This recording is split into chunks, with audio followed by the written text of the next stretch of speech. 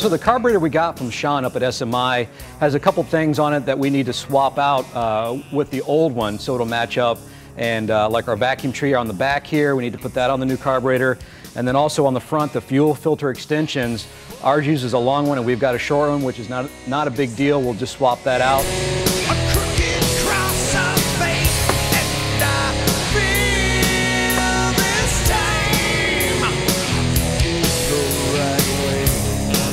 Okay, so when you put the carburetor on, you want to make sure you use a new base plate gasket. Now, SMI sends you a base plate gasket, which is always nice because that means it matches the carburetor that they sent you. So we'll get that set on there.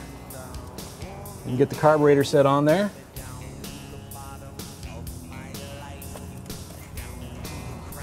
And get our bolts put in.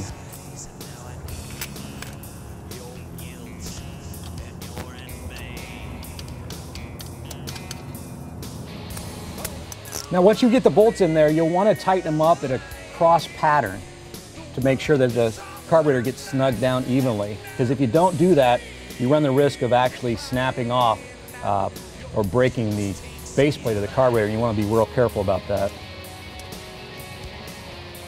So we'll just do a snug on them.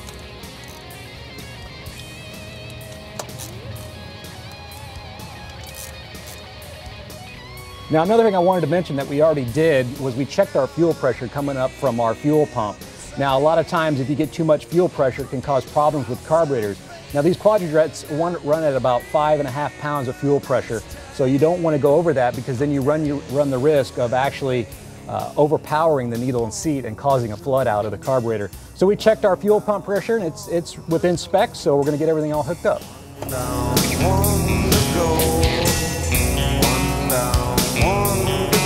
Release the saints and the sinners and all their lies. Release the words that drove you out of your mind. Climb a mountain of hate.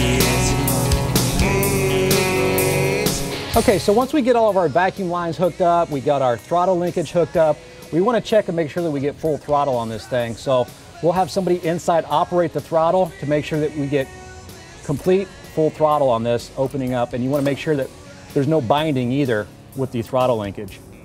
So as you can see when I operate the throttle pedal that we do get full throttle on the carburetor, and we do get a smooth return also.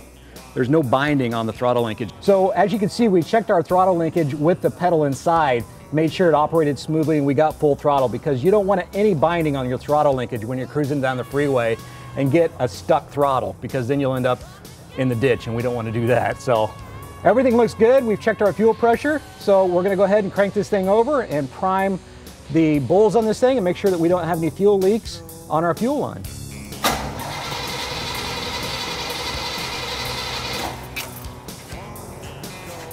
Okay, so this is one of the things that we want to make sure that we don't have is a fuel leak like we have on here right now.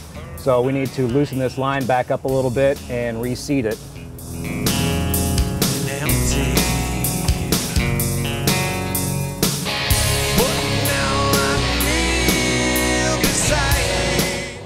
Okay, so we had a little problem with a fuel leak here at the fuel line, which we expect once in a while. We've got that taken care of. It's all sealed up. We've got the carburetor primed now, so let's fire this thing off and see how it runs.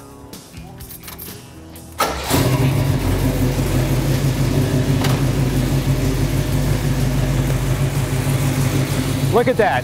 First turn of the key, didn't hit anything on the carburetor, fired right off, nice smooth idle.